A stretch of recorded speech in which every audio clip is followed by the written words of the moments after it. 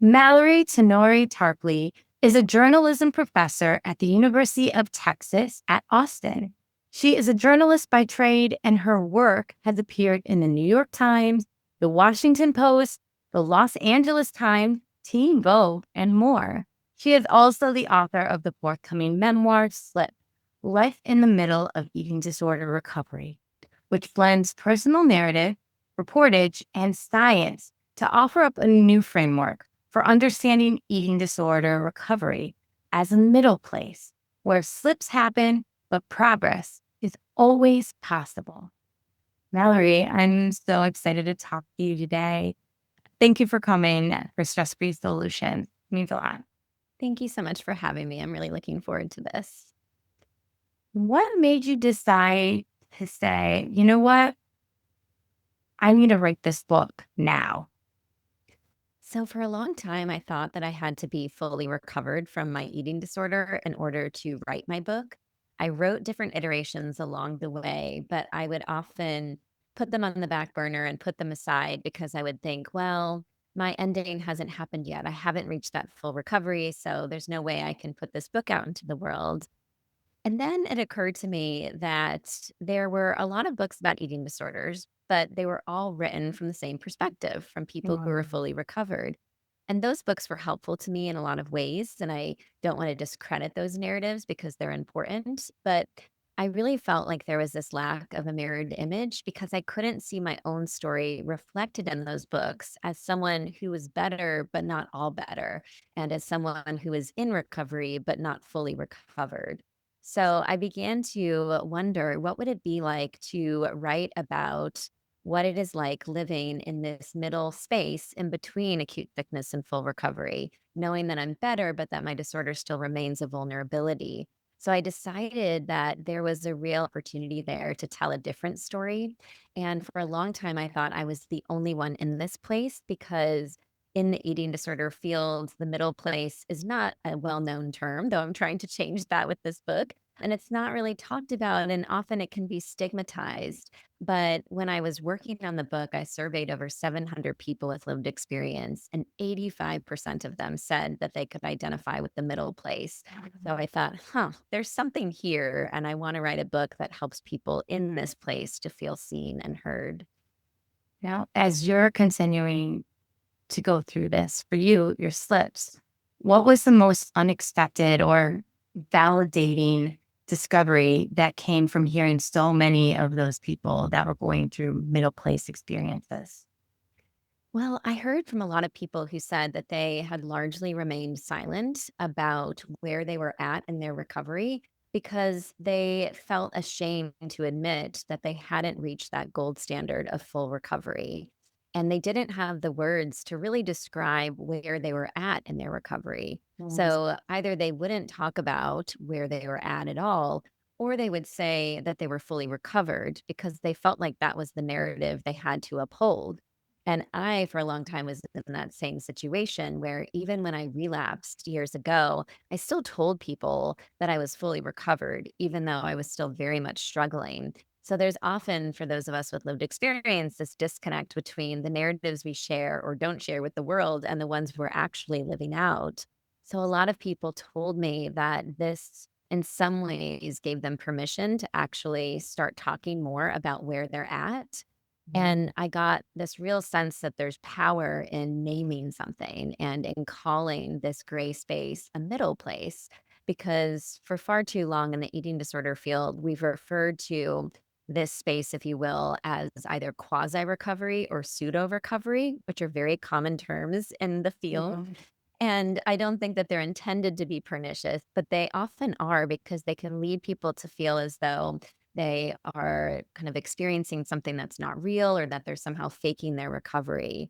So, for a lot of people, I got this real sense that the expansion of language and the removal of stigma and shame around slips in the middle place was really freeing. And so, I hope that this framework is going to help readers feel the same way. Let's talk about slips because, in your view, you kind of look at slips as you said, more of a gray area. But how can we reframe them from failure to feedback? And how did that shift impact your own healing? So it impacted my healing a lot because when I was in college, I relapsed and I was basically binge eating and restricting. And so my eating disorder had changed a bit from when I was a child and I was merely restricting. So in college, I was binging for the first time and I really didn't know what it was I was struggling with. I felt like I was failing at full recovery and failing at anorexia. And every time I slipped, it turned into a slide. So if I ate a pint of ice cream, for instance, one night, then that was this green light to then go eat the whole bag of chips and eat the muffins in my room and whatever else was in my mini fridge. And then I would think, well, I'll just restrict the whole next day. And it was this sort of constant slipping and sliding that was happening. And often when I had these moments of thinking, "Ugh, I can't keep doing this, I would say, well, I'll start anew tomorrow, or I'll try to start anew next week once I get through these deadlines. But I would always be putting it off.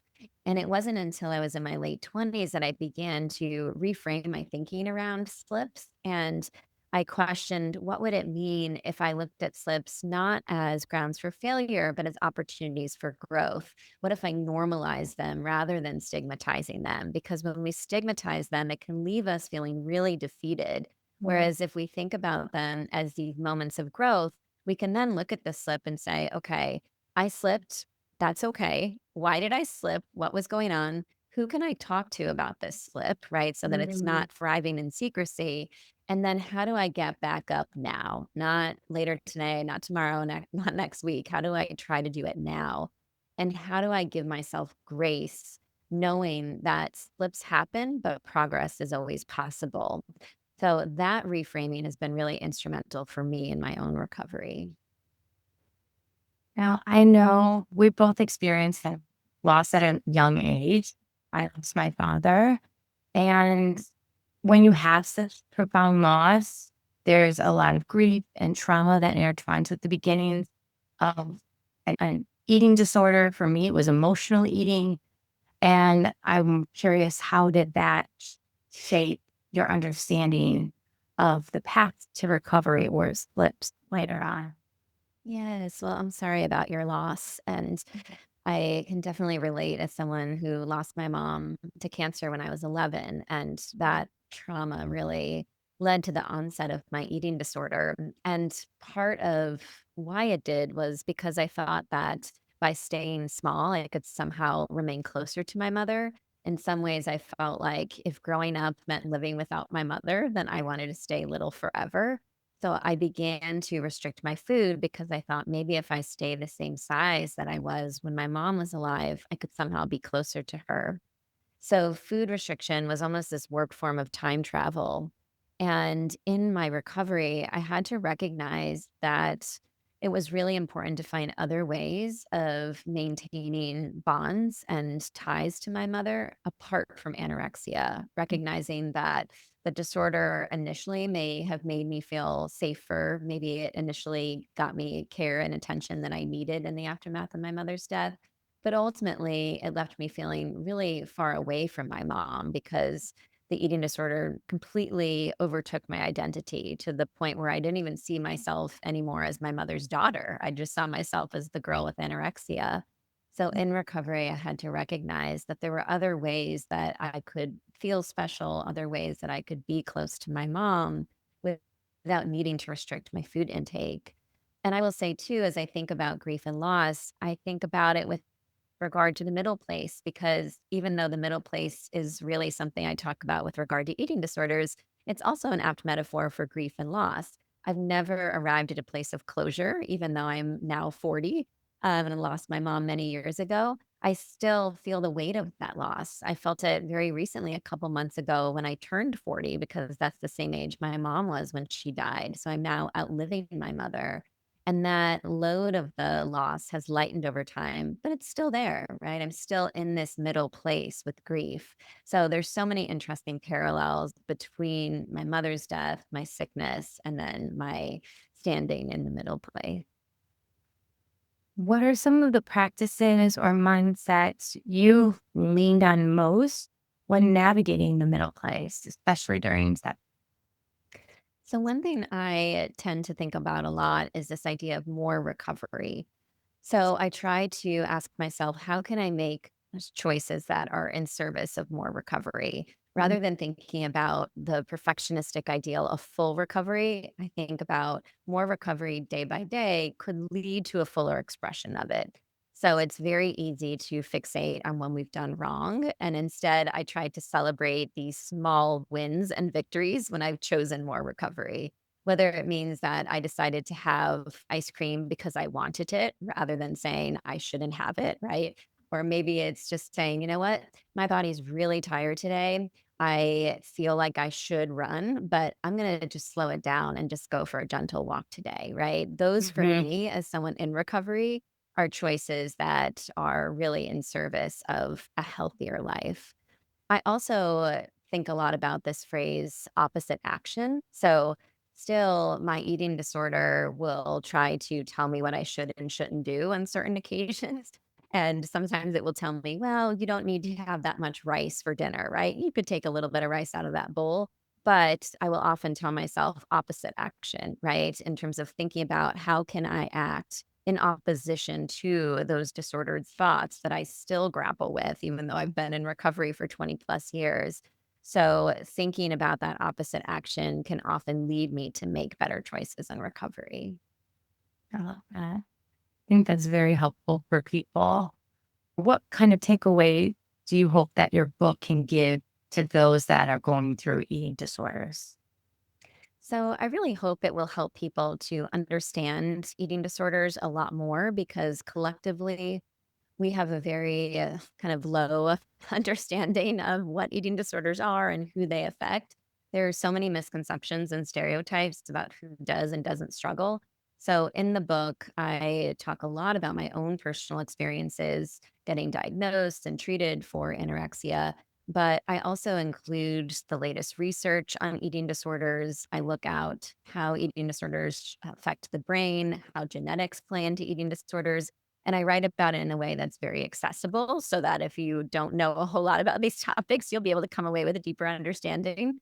But I also interviewed over 75 people, many of whom have different types of eating disorders and who look different than I do, because in many ways, I do fit that stereotypical image of someone with an eating disorder. I'm white, I identify as female, I'm middle to upper class, I live in a smaller body.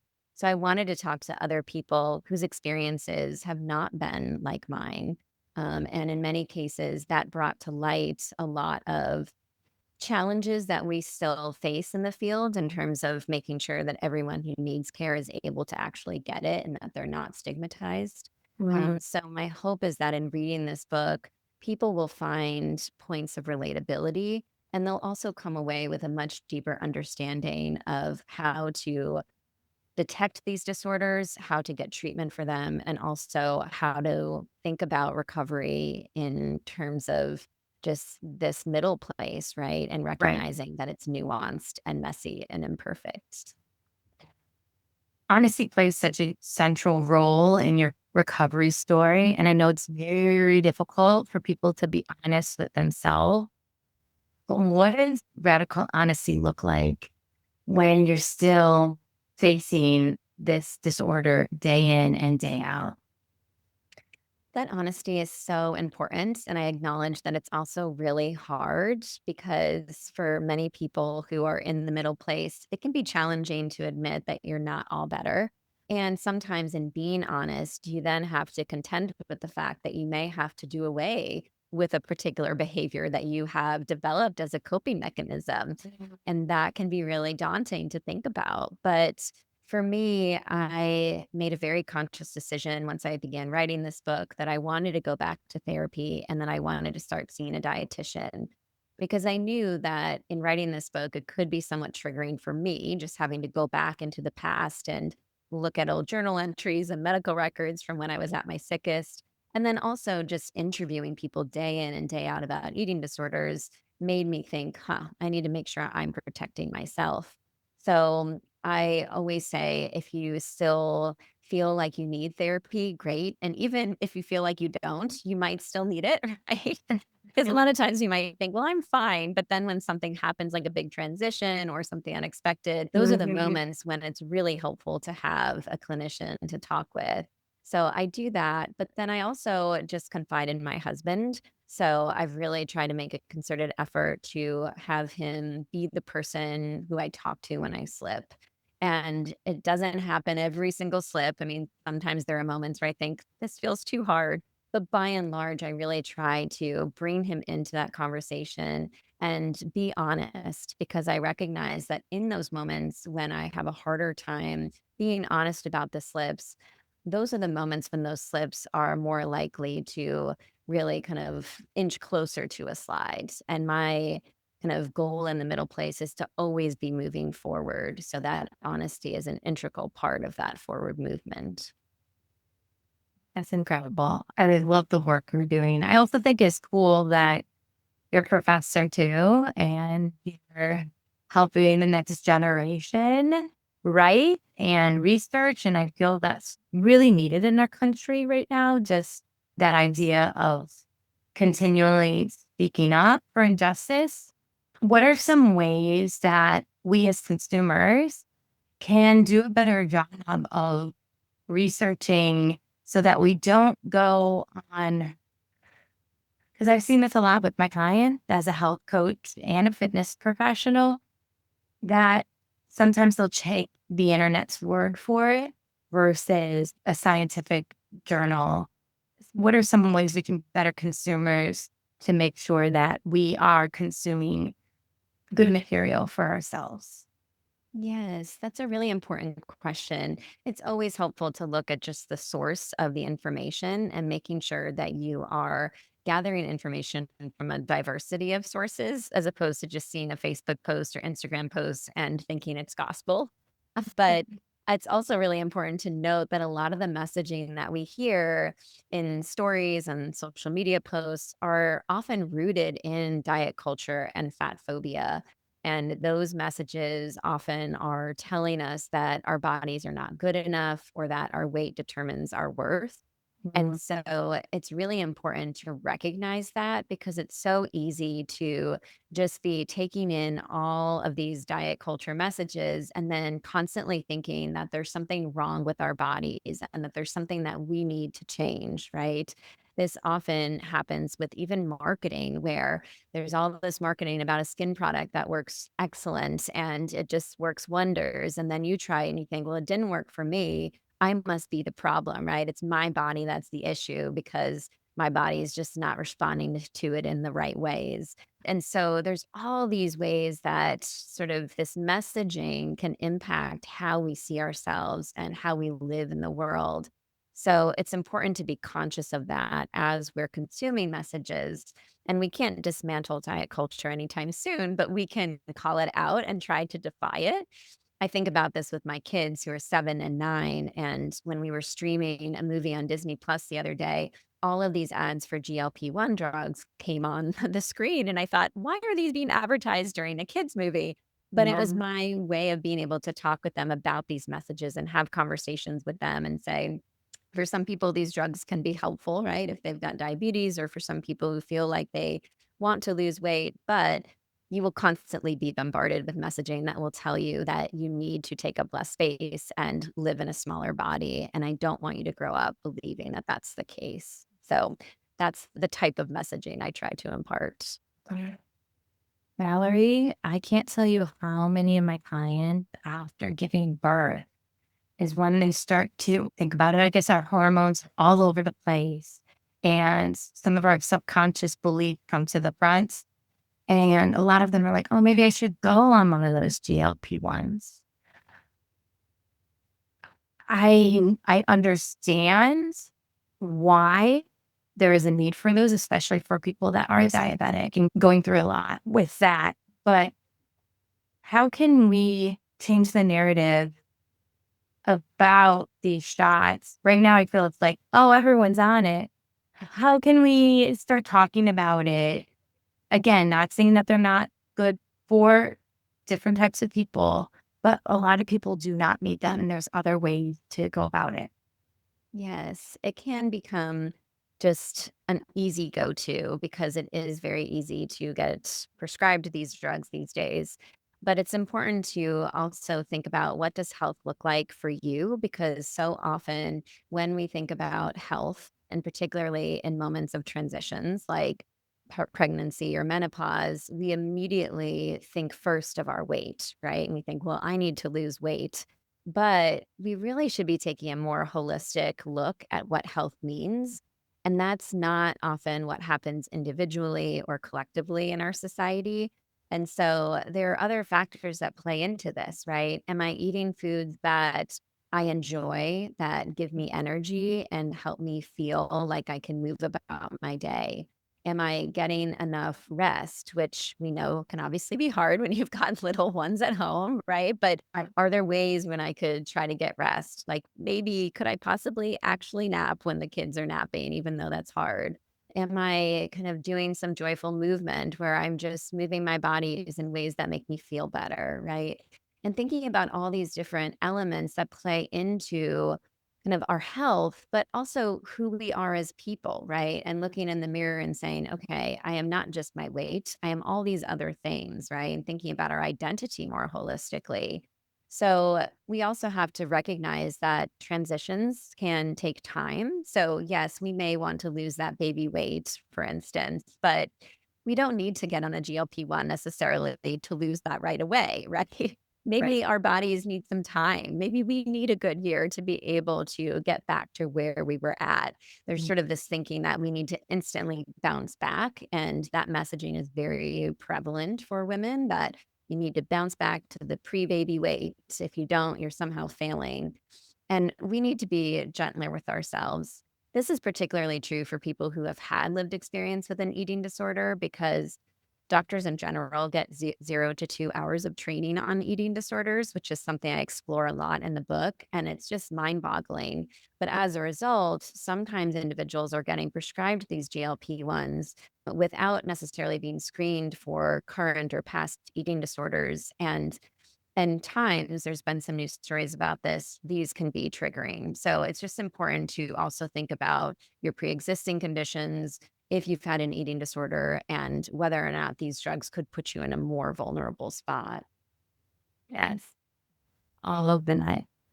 With slips, would you say that a lot of people have these slips due to like internal struggles or exterior with their social circles? I would say it's both. I think that many people slip because they are grappling with something internally, whether it's emotions that they're not quite sure how to deal with, or just a feeling of being overwhelmed or anxious. We know that anxiety, for instance, is a very common comorbidity with eating disorders. But other times it can be external, where maybe we're consuming really toxic content on social media, or maybe we're in a toxic relationship with someone who's not treating us, with respect and not treating our bodies with respect. So it often can be a mix of both external and internal factors. And when we have those two factors working together, then it can make the slips feel even more pronounced. I really want to first thank you for your time. I know that this is going to resonate with so many people out there and maybe give themselves the courage to take charge of what's going on in their body, in their mind. I end the interview always with this question because stress is everywhere. And kind of what you were saying, we have the kind of seasons of life where some things are great. And then we have this gray area, this middle place in between. So I'm just curious, how has stress saved your life?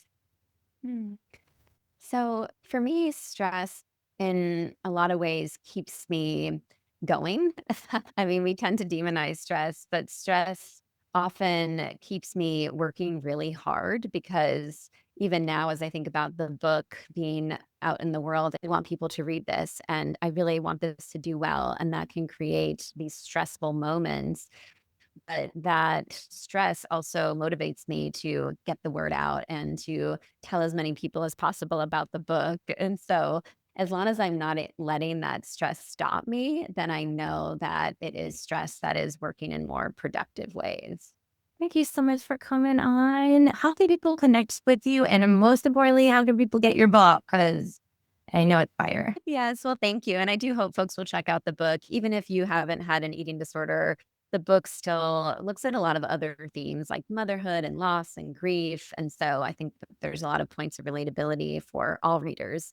But you can buy the book on Amazon, Barnes and Noble, independent bookstores across the country are also selling it. Target's website has it. So you can find it most places. And you can also follow me on Instagram, where I'm pretty active. And that's just my full name, Mallary Tenore Tarpley, which I'm sure we can put the link in the show notes because that's a little bit of a mouthful. But I do hope that your listeners will reach out and connect with me. They definitely will. And please, everyone, share your takeaways, reach out to Mallory, reach out to me, and just tell me what you learned. What was something that you found interesting? And as always, remember to speak well to yourself on this self love journey.